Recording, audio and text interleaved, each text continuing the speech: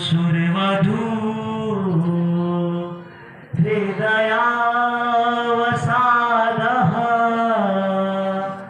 पादौ हरे कुवलया मरखड्गलीलः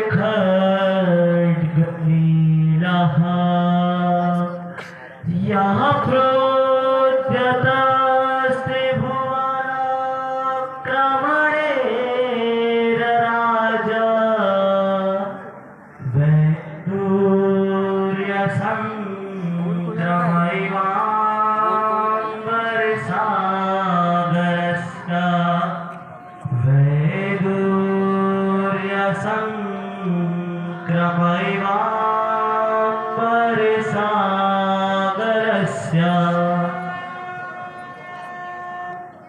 मैं आप सहृदय महानुभावों को सूचित करता हूँ। सूचित करने के लिए व्यग्र हो जाने पर कुछ शब्द सा सुनाई पड़ता है। अच्छा, देखता हूँ। हे पिताजी, यह कौन है? इसके वो शब्द के उच्चारण करने से यह ब्राह्मण है, इस विषय में कोई संशय नहीं है। यह किसी निर्दिष्ट दुष्ट आत्मा के द्वारा डराया जा रहा है। हे पिताजी, यह कौन है? अच्छा, मैं भली भांति समझ गया। निश्चित ही यह पांडवों में मध्यम भीम का पुत्र हिडिंबा रूपी अरणी से उत्पन्न राक्षस रूपी आग है, जो कि किसी से भी वैर न करने वाले निकृष्ट ब्राह्मण को डरा रहा है।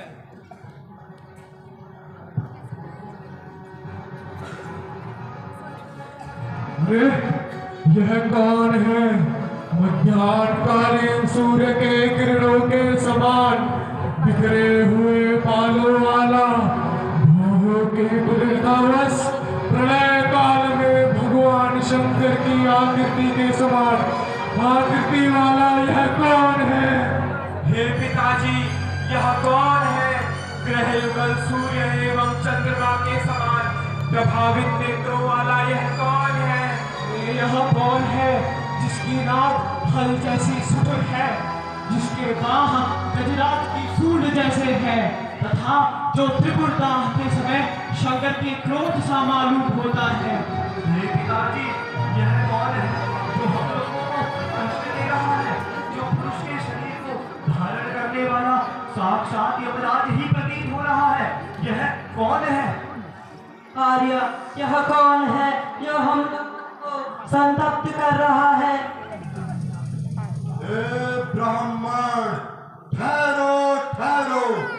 मेरे भय से अपने बल एवं धैर्य को विनष्ट करने वाले भयभीत ब्राह्मण, आप कहाँ भागे जा रहे हैं? अब आपका भागना व्यर्थ है। हे ब्राह्मणी, तुझे डरना नहीं चाहिए। पुत्रों, तुम्हें भी डरना नहीं चाहिए। इसकी वाणी विवेकपूर्ण एवं सुविचारित मालूम होती है। अरे, कष्ट है धरती पर सभी जगह तथा हमेशा से ब्राह्मण नितांत पूजनीय है, यह मैं जानता हूँ, किंतु माता के आदेश से आज मुझे यहाँ ब्राह्मण परिच्छेदन निंदनीय रूप कार्य अवश्य करना है। निश्चित ही आर्य, हम अपनी सहायता के लिए जोर जोर से चिल्लाए। माँ, किसको हम सब बुलाएं? यह वन अत्यंत सूना है, यहाँ चिल्लाना अरण्य रोदन के ही समान होगा। हे ब्राह्मणी, यह वन मुनियों के निवास करने योग्य है। यह सुनकर मानो मेरा भय ही नष्ट हो गया हो। अवश्य ही यहाँ पांडवों का आश्रम होना चाहिए। पिताजी, ऐसा मालूम होता है पांडव यहाँ नहीं है। पुत्र, तुम कैसे जानते हो? उनके आश्रम की ओर से आए हुए एक ब्रह्मचारी ने कहा था, पांडव शतकुंभ यज्ञ में सम्मिलित होने महर्षि धौम्य के आश्रम में गए हैं। हाय, हम सब निराश हैं। पिताजी, सभी पांडव नहीं गए हैं। फिर तो सभी पांडव यही हैं। पांडवों में मध्यम भीमसेन संभवतः यही छोड़ दिए गए हैं। इसी राक्षस से विनती की जाए। पुत्र, प्रार्थना मोक्ष की याचना के लिए होगी, क्यों ना इससे विनती करके देखें। हे पुरुष, क्या हमारी मुक्ति हो सकती है? एक शर्त पर छुटकारा मिल सकता है। कैसी शर्त? मेरी पूजनीय माता जी ने हमें आदेश दिया है कि मेरे उपवास के पारण के अंत में किसी मनुष्य को ढूंढ कर ले आओ। अतः मैंने आपको पकड़ लिया है। हे दुष्ट राक्षस, दूर हट। क्या मैं ब्राह्मण नहीं हूँ? मैं वेदों को जानने वाला एक वृद्ध ब्राह्मण हूँ। मैं अपने गुणशील संपन्न पुत्र को देकर एक मानव भक्षी राक्षस को देकर भला किस प्रकार शांति को प्राप्त हो सकता हूँ? हे ब्राह्मण श्रेष्ठ, यदि मांगने से आप एक पुत्र नहीं दोगे तो क्षण भर में सपरिवार विनाश को प्राप्त हो जाओगे। मैंने भी यही निश्चय किया है। मैं अपने इस संस्कारवान पवित्र शरीर को एक राक्षस की क्षुराग्नि में आहुति दे दूंगा। अरे तुम बूढ़े हो, दूर हटो। आर्य, नहीं ऐसा नहीं हो सकता। आप ऐसा नहीं कर सकते। हे स्त्री, मेरी माता जी को स्त्री जन की आवश्यकता नहीं है। हे पिताजी, मैं कुछ कहना चाहता हूँ। कहो पुत्र, शीघ्र कहो। गुरुजनों के प्राणों की रक्षा के लिए इस राक्षस के साथ मैं ही जाना चाहता हूँ। आर्य, ऐसा न कहे। ज्येष्ठ पुत्र कुललोक में श्रेष्ठ होता है, अतः पिता का नितांत प्रिय होता है। इसीलिए अपने गुरुजनों के प्रति अपना कर्तव्य स्मरण करते हुए मैं ही इस राक्षस के साथ जाऊंगा। आर्य, ऐसा न कहिए। ब्रह्मज्ञानियों ने बड़े भाई को पिता के समान माना है, अतएव मैं ही अपने पूज्यों की रक्षा के लिए योग्य हूँ। वत्स, ऐसा नहीं है। पिताजी आपत्ति में हैं। ज्येष्ठ पुत्र को ही उनकी रक्षा करनी चाहिए। मुझे ज्येष्ठ पुत्र अति प्यारा है, इसे नहीं छोड़ सकता। आर्य, जिस प्रकार आप ज्येष्ठ पुत्र को चाहते हैं, उसी प्रकार मैं भी इष्ट पुत्र को चाहती हूँ। माता पिता का अनिष्ट इस समय किसे प्रिय है?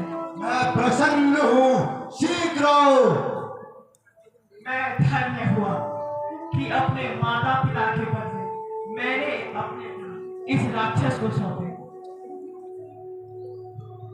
माँ, अभिवादन करता हूँ। दीर्घायु भव। मैं अनुग्रहित हुआ। आर्य, अभिवादन करता हूँ। मुझे अपने आलिंगन पास में मांग।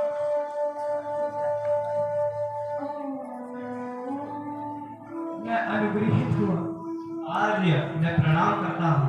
कल्याण हूँ, मैं कृतकृत्य हुआ। पिताजी, मैं अभिवादन करता हूँ। आओ। हे प्रिय पुत्र, तुमने अपने प्राणों की आहुति देकर अपने पूज्यों की रक्षा की है। तुम उस ब्रह्मलोक को प्राप्त हो जो अजितेंद्रिय पापात्माओं के लिए सर्वथा दुर्लभ है। मैं अनुग्रहित हुआ। हे पुरुष, मैं कुछ कहना चाहता हूँ। कहो, शीघ्र कहो। इस वन का देश कुछ तालाब सा दिखाई पड़ता है। मैं आपके साथ परलोक यात्रा के लिए तत्पर हूँ। क्यों ना अपनी प्यास बुझाऊं। जाओ, शीघ्र जाओ। माता जी के भोजन का समय बीत रहा है, शीघ्र जाओ। पिताजी, मैं जाता हूँ। हाय, हम ठग लिए, हम लूट लिए। मेरे जो ये पर्वत रूपी 3 शिखर थे, उनके मध्यम शिखर के टूट जाने से मुझे संताप हो रहा है। अवश्य ही ब्राह्मण कुमार देरी कर रहा है। माता जी के भोजन का समय बीत रहा है। अब मैं क्या करूं? अच्छा, समझ गया। हे ब्राह्मण, अपने पुत्र को बुलाओ। हे पुरुष, तुम्हारे वचन बहुत राक्षसी है। क्षमा कीजिए, यह तो मेरे स्वभाव का ही दोष है। हे ब्राह्मण, अपने पुत्र का नाम बताओ। यह वचन सुनने में भी मैं असमर्थ हूँ। ठीक है। हे ब्राह्मण पुत्र, अपने भाई का नाम बताओ। बेचारा मध्यम। मध्यम उचित ही नाम है, मैं ही पुकारूं। मध्यम, शीघ्र आओ। अरे निश्चय ये किसका स्वर है? अनगिनत पक्षियों के कल्प से युक्त, अनेकों वृक्षों से पूर्ण होने के कारण अत्यंत सघन, यह किसका स्वर है?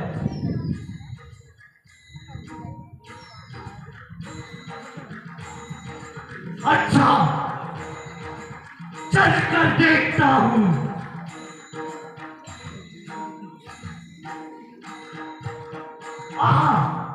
यह पुरुष तो दर्शन करने योग्य है।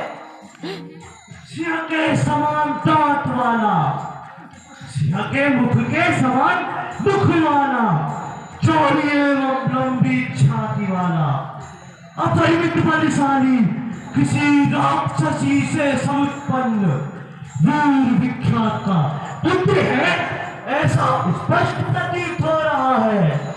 अवश्य ही ब्राह्मण कुमार देरी कर रहा है, और जोर से पुकारूं। मध्यम, ओ मध्यम, शीघ्र आओ। मैं आ गया। यह तो वास्तविक मध्यम नहीं है। यह पुरुष तो दर्शन करने योग्य है। हे मध्यम, मैं तुम्हें ही बुला रहा हूँ। आ गया। क्या आप ही मध्यम है? तो दूसरा नहीं, अद्भुत धर्मात्माओं में मैं मध्यम हूँ, तथा स्वाभिमानियों में भी, अपने सहोदर भाइयों में भी मैं ही मध्यम हूँ। होंगे और भी पंचमहाभूतों में वायुपुत्र होने के कारण मैं मध्यम हूँ। मैं पुत्र पृथ्वी पर हर कार्य होने में भी मैं ही मध्यम हूँ। इसलिए मध्यम ने ऐसा कहा, तो अवश्य ही यह पांडवों में मध्यम भीम होंगे।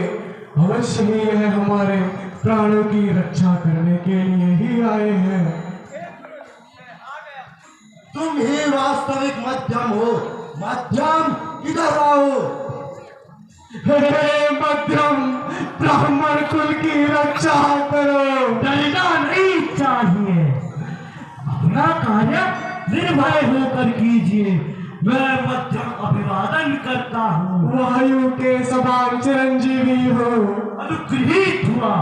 आज को किससे बड़ा है? सुनिए, मैं कुरुक्षेत्र के यूप ग्राम में रहने वाला केशवदास नामक ब्राह्मण हूँ। उसी मेरे गांव से उत्तर दिशा की ओर यज्ञबंधु नामक ग्राम में मेरे मामा जी रहते हैं। उन्हीं के पुत्र के उपनयन संस्कार में सपत्नीक सम्मिलित होने जा रहा हूँ। आपकी यात्रा निर्विघ्न हो। आगे क्या हुआ? तब मुझे यह जलपूर्ण मेघ के समान शरीर वाला, कमल दल के समान बड़ी बड़ी आंखों वाला, सिंह के दार के समान बड़े बड़े दांतों वाला, इस संसार में निर्भय होकर तुम्हारे सामने यह राक्षस मुझे सपरिवार मारने को उद्यत है। ऐसा इसने ब्राह्मण को कष्ट दिया? अच्छा, तो मैं इसे दंड दूंगा। हे पुरुष, ठहरो ठहरो। मैं यहाँ स्थिर हूँ। क्यों ब्राह्मण बेचारे को कष्ट दे रहे हो? क्यों इसे राव के समान कसने आए हो? और क्या राहु ही? इस संसार में कर्मों से निवृत्त ब्राह्मण धरती सहित छोड़ दो। नहीं छोड़ता। अरे यह किसका पुत्र हो सकता है? मेरे सभी भाइयों के गुणों को चुराने वाला यह कौन है? इसके कुमारोद्धत दर्प से मुझे सुभद्रा के पुत्र अभिमन्यु की याद आती है।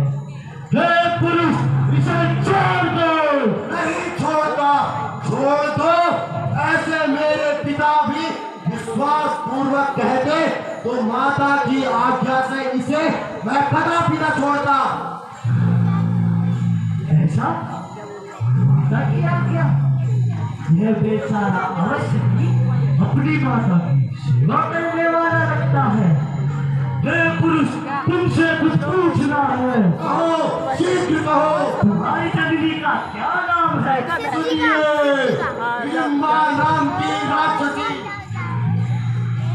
ऐसा?